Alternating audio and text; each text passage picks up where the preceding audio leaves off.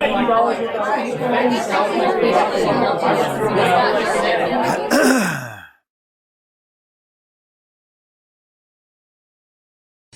yeah, hi y'all. I'm Vic Cornell. I'm with the Austin Regional Office for the Texas affiliate of the ACLU of Texas. Or the ACLU, we've got our headquarters is in Houston. We've got a regional office here that's focused mostly on legislative work at the state capitol. And then we've got a regional office down in Brownsville that's focused on the Constitution-free zone and immigrants and immigrant rights issues. And I was here like a year or two ago and I recognized a lot of it, so I'll try not to cover a lot of the same old stuff. But this is an all-new and exciting presentation just worked up by our communication guys in Houston. And like I said, we're all about civil rights, civil liberties. Y'all knew that. This was from the Stand with Texas Women rally during the Wendy Davis filibuster and all of the hullabaloo after. It was actually a really good legislative session for us. And then it was a pretty good first special session, and then it all went downhill in the second. But it was a good session. We tracked over 1,000 bills, both positive and negative.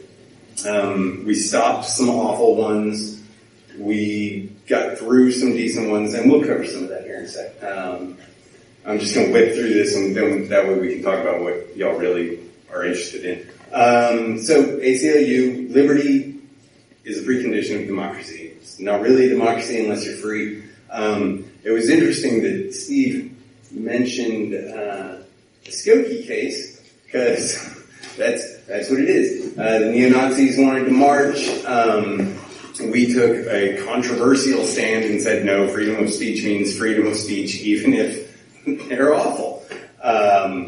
And you're right, some people did leave us, some people still haven't forgiven us. And I watched that, it wasn't the KKK, it was the neo-Nazis. That's close enough. And even more interesting is, once we won them the right to show up, they didn't.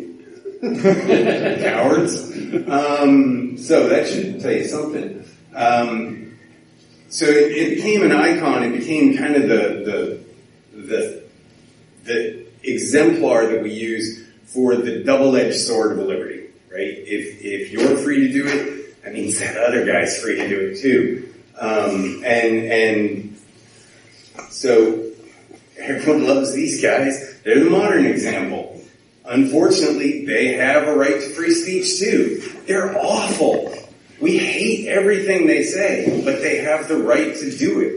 Now, they don't have the right to do some of the things that they have done, where they're blocking traffic flow, or and we don't have those rights either. So they're the modern example of neo-Nazis. Even the awful people have free speech. Moving right into religious liberty. Sorry, I didn't put this together. But we're not just about free speech. We're about the entire Bill of Rights, right? So religious liberty, the two prongs, and y'all probably already know this, right? So the freedom to practice your faith or none at all, and the freedom from government intrusion. That most often shows up here in Texas in schools. I don't know why they don't think that the teachers and administrative staff in a public school are government agents, but they are, and therefore they're not allowed to evangelize. And that's a continual battle for us. But here's Coons ISD. I don't know if all of y'all are familiar with that. That is a case. We are a friend of the court in that case.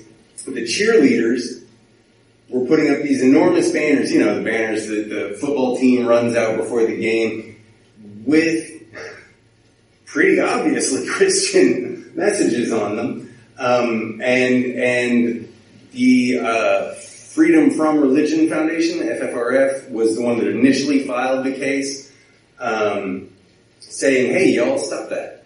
You can't do that. And the school district has taken the stance that because it's cheerleader initiated, it's not school sponsored. Because the cheerleaders are the ones who decided that they were going to do this, and they were going to write those messages that the football team runs through and that the whole community sees. But the real truth, of course, is that the school gave them this venue to do it, and the school gives them approval to do it. For example, if they were to write, Allah grant us victory in this game, would they be allowed to have that back? Absolutely not. Of course not. Or if they were to put, vote Obama, legalize marijuana, the school would absolutely not give them the same approval, which is why we're going to win this case eventually. But, the slow wheels of justice, we're still fighting this one. Students' rights are not something school administrators can put to a vote. Seems obvious. But that's our senior staff attorney, Adriana Pignon. She's great. Here's another religious freedom case, AA, because he's a minor, we can only refer to him by his initials. And this is actually several years old, so you may know about this. He was a Native American kindergartner who was told the only way he could attend public school would be if he either cut off his ponytail or was in school suspension all day, every day, in a room all by himself. And we said, well, wait a minute, no, his tribe only cuts their hair when a close family member dies. That's their sign of mourning. So when his dad dies, AA is going to cut his hair. Until then, he grows it long, and that's part of his religious belief, and you can't discriminate against him because of that. It would be just like a Jewish kid wearing a yarmulke, right? That's an expression of his religious faith.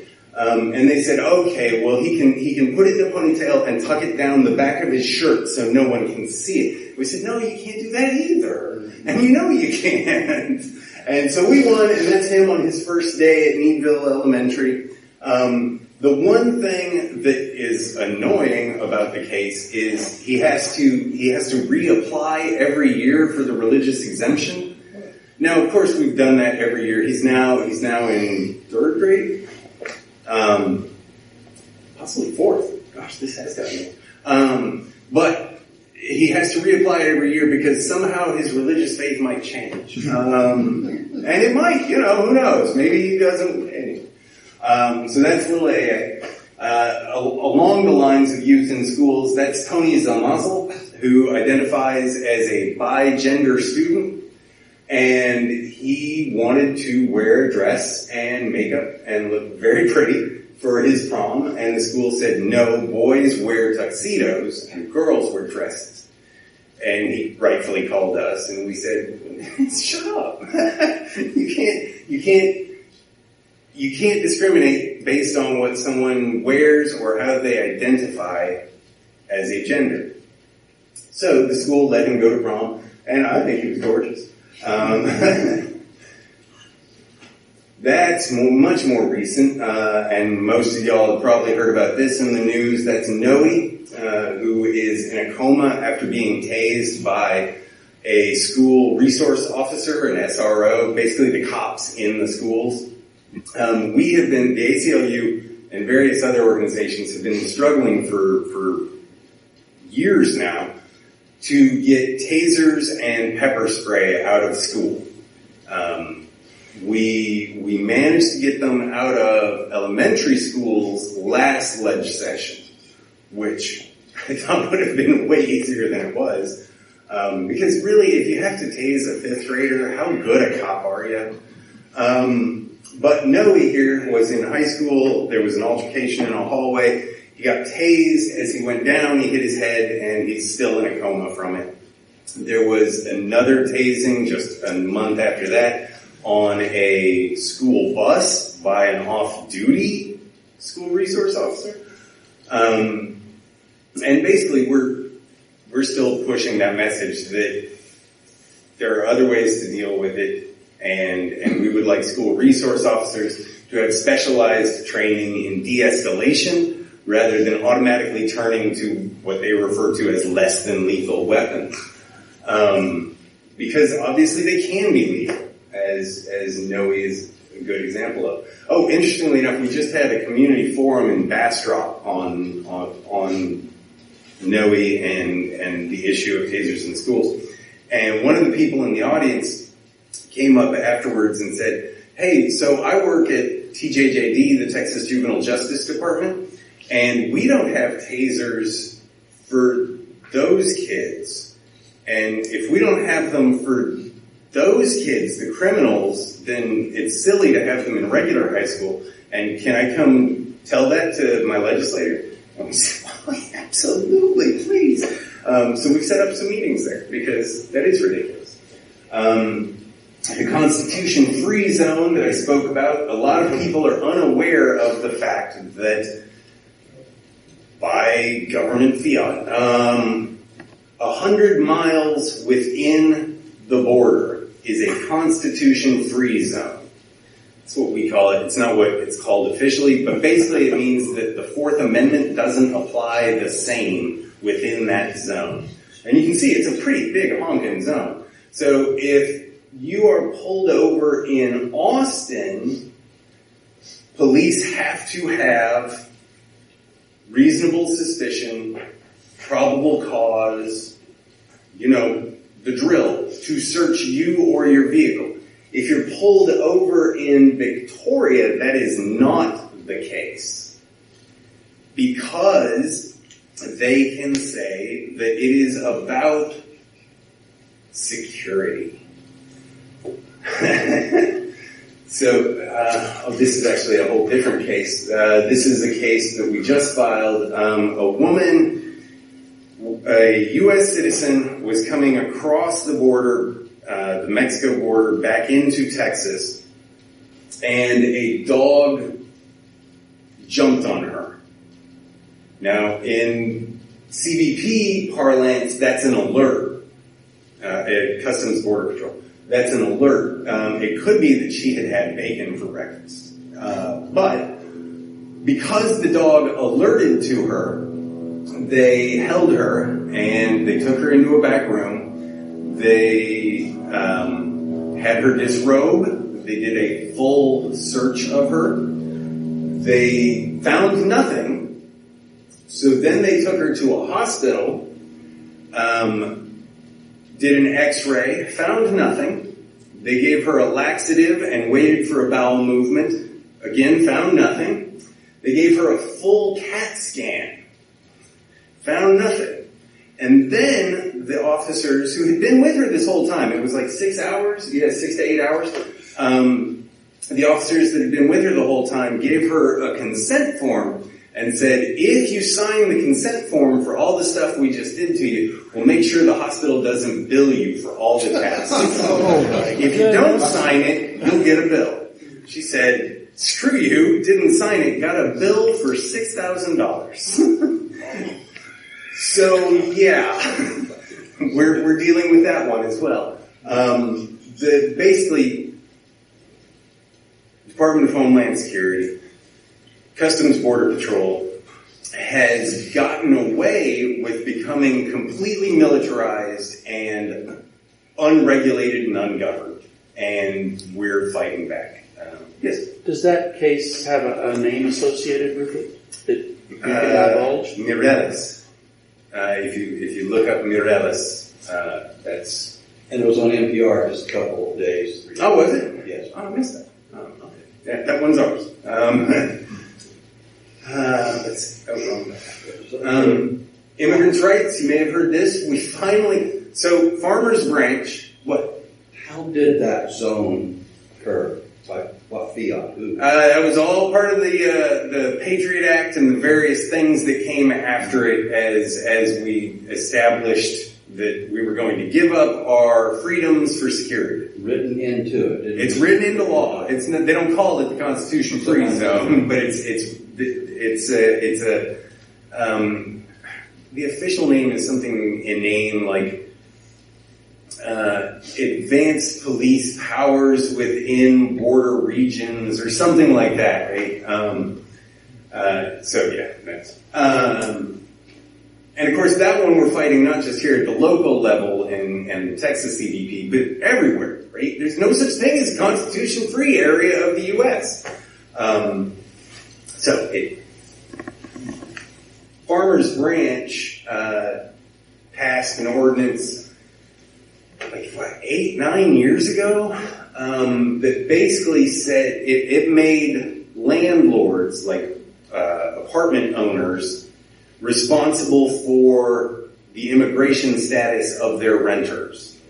So if a landlord was caught with an illegal alien or undocumented person living in their property, they could get in trouble. Well, of course, that was just to heighten the anti-immigrant sentiment. And they're not trained. They don't know anything about how to confirm or deny someone's immigration status, and it's none of their business. And we fought that. This poor city, Farmers Branch, fought us through 3 different court cases, and they finally just lost all the way to the Supreme Court, and now they're broke. So that was their fault, and they owe us a massive amount of court costs.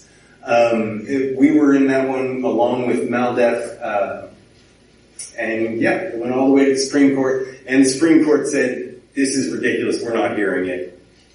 The first 3 courts were right, so stop it. Racial discrimination, these counties here are... Blacks in those counties are 4 to 34 times more likely to be arrested for marijuana possession than whites. That's the exact same amounts on the exact same streets, but it's only the black guys that are getting arrested. The white ones are either getting cite and release, where they get a ticket and they're turned away, or they're just not even getting pulled over for some reason, or not searched. And that's a pretty glaring issue, right? So, we're dealing with that, mostly on the local level, going to those various county sheriffs and saying, hey, so it appears that there might be some discrimination going on in your county. Here are some best practices about racial profiling and some training that we could give you if you'd like. And if they don't go for that, then we have to go the hard route.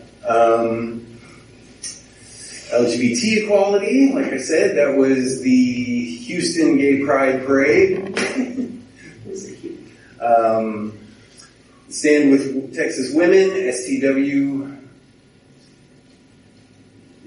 HB2 was the one, and you couldn't have missed this. Y'all know all about this.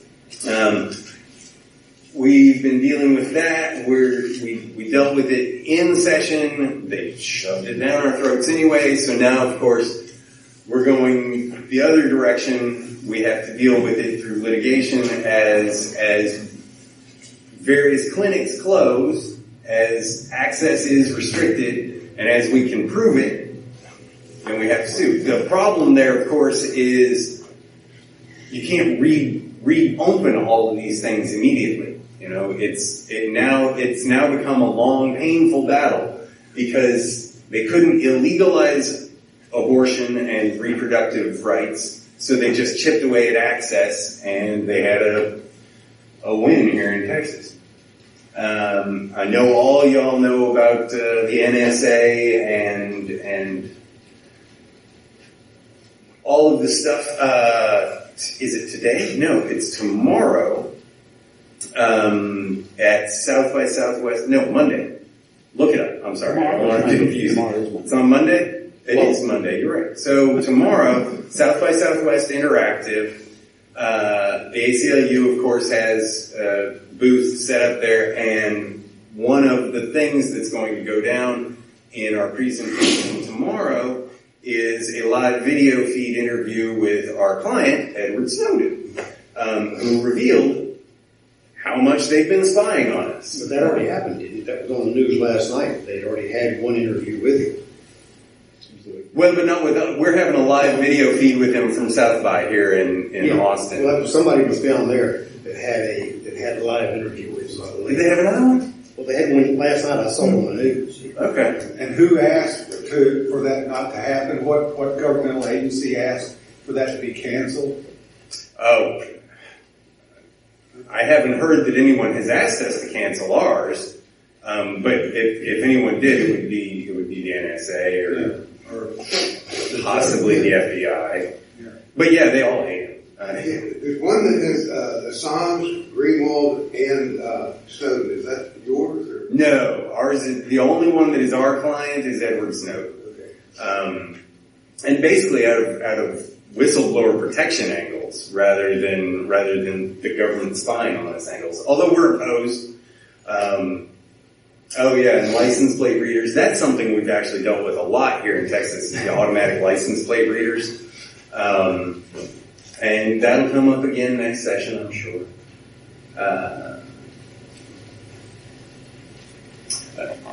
You can follow us and do all of that stuff. Amplify Austin is coming. I don't know if y'all are familiar with that. It's a local fundraising thing where you can log on for 24 hours and raise money as part of that.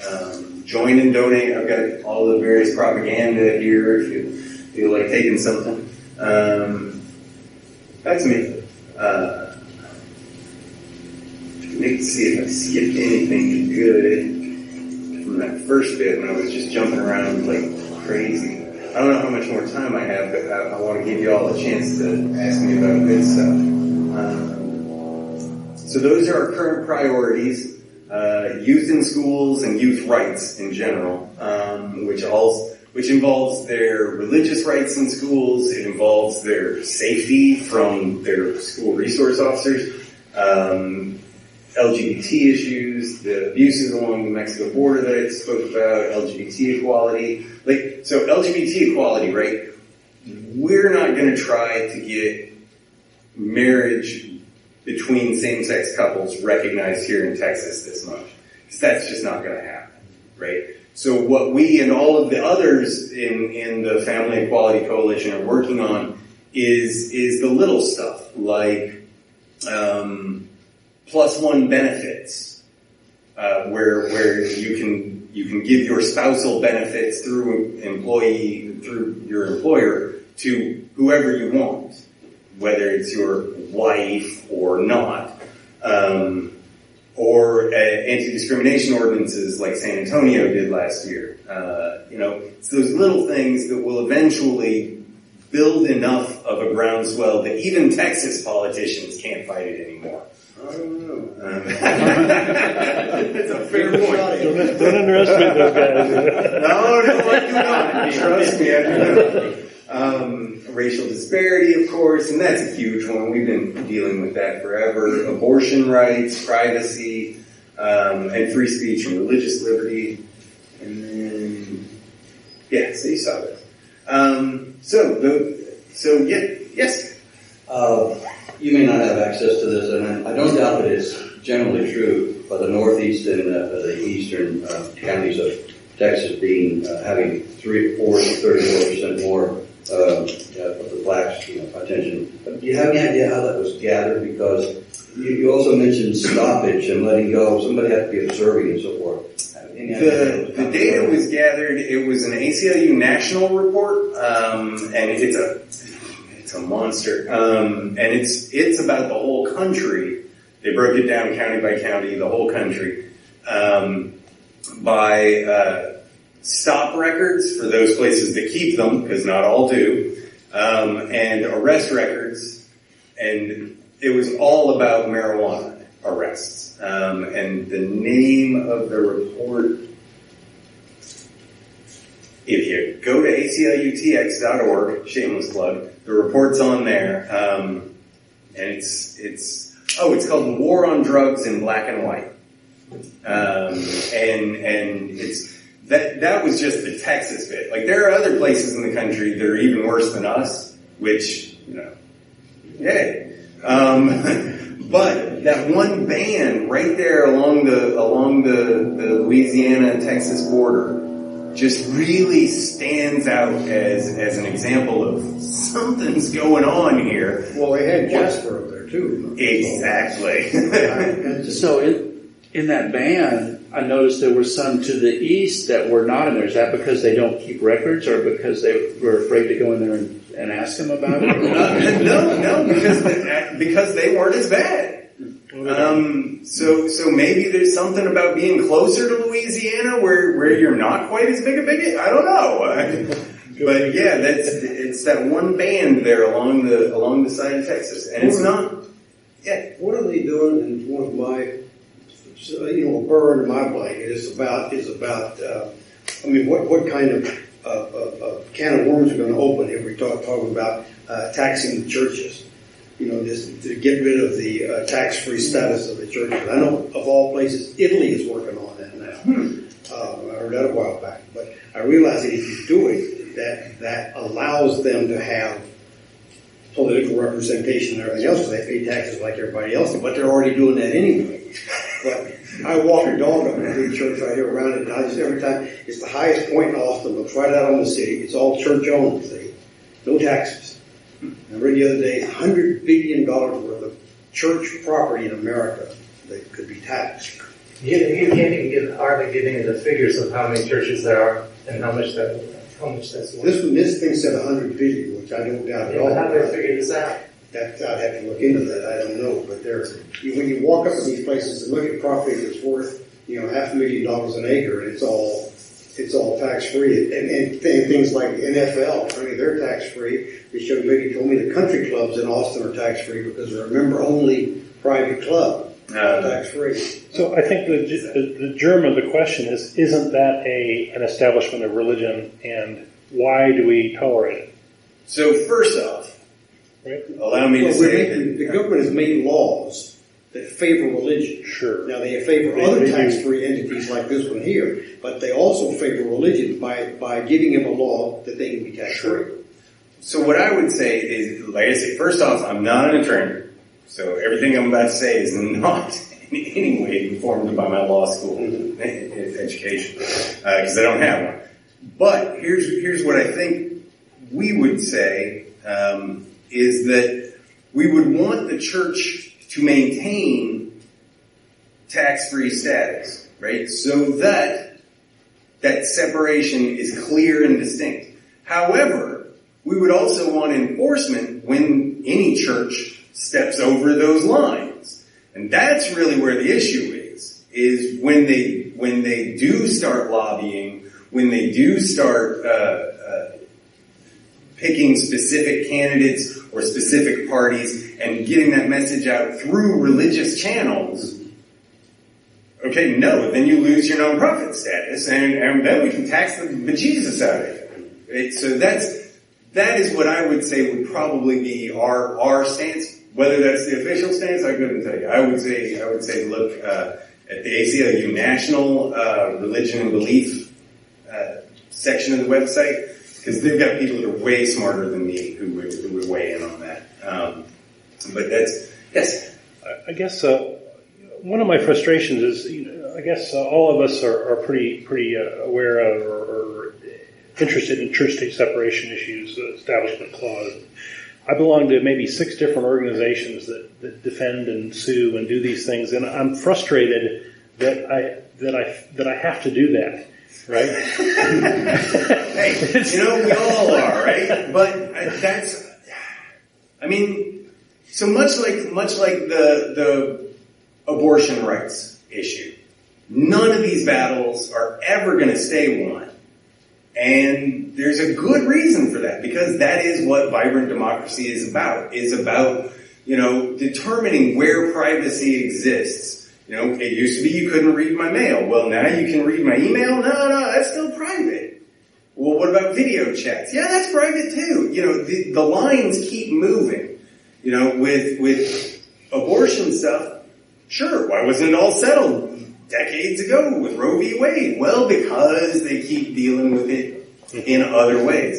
Same thing with religious freedom. There's gonna, God love them, the Pastafarians are pushing. I don't know if y'all know who the Pastafarians are. They're an ironic religious group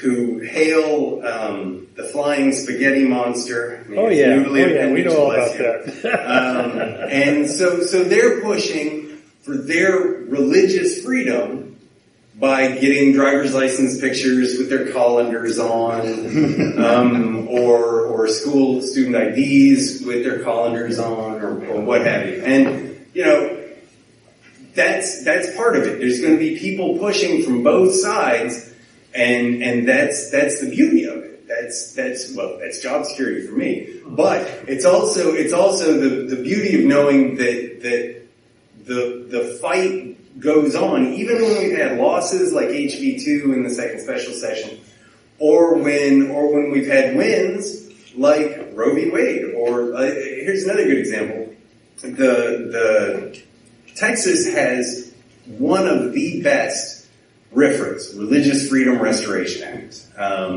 in our state constitution. We have the Texas Religious Freedom Restoration Act, or what everyone calls the TRFRA. It's one of the best in the country. But this is Texas. Y'all know that must be wrong, right?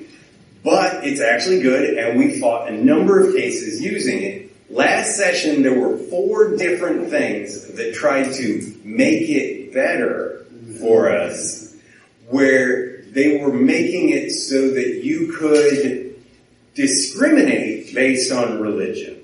So if I'm a good God-fearing Christian, you've heard it all in the news. I'm a good God-fearing Christian. I have a good God-fearing bakery, and I make wedding cakes, and this gay couple comes to me and they want a wedding cake, and I'm allowed to say no. Well, no, of course you're not, because that's discrimination based on your religious beliefs. Now, are you allowed to pray for them? Absolutely. Are you allowed to not marry them? You betcha. And they don't want you to. But that Arizona law was much broader. I was in Arizona because they don't have a decent TRFRA. Yeah, but that Arizona law was like any religious thing can more or less trump. Which is why Brewer wisely said, "Oh God, I can't allow this to pass because we will immediately get shut down." Mm-hmm.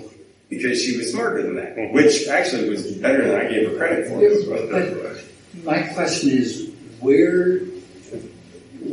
are the rights of the shop owner?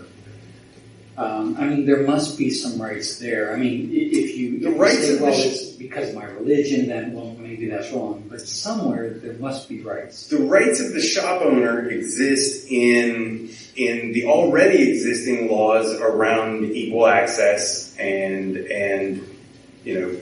discrimination. So if a business owner wants to discriminate against blacks or against gays or against Latinos, they can't be in public business. They could set up their own private Christian cake club, right, and file for religious exemption from all the various things. But if they want to sell to the public, they have to sell to the public, right? And that's why a Methodist minister isn't required to marry gay people, despite what Fox News has said, because they are a private religious entity.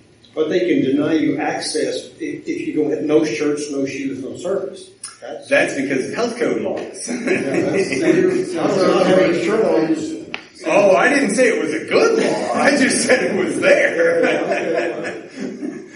So, on that, somebody comes in and wants to buy something from you, and you say, if you lie to them, say, sorry, we're too busy to do that, will that allow them to discriminate? It would allow them to get away with it until they were caught, right? So it's the exact same sort of thing as when an apartment manager, when the black male comes to look for an apartment, we don't have any open.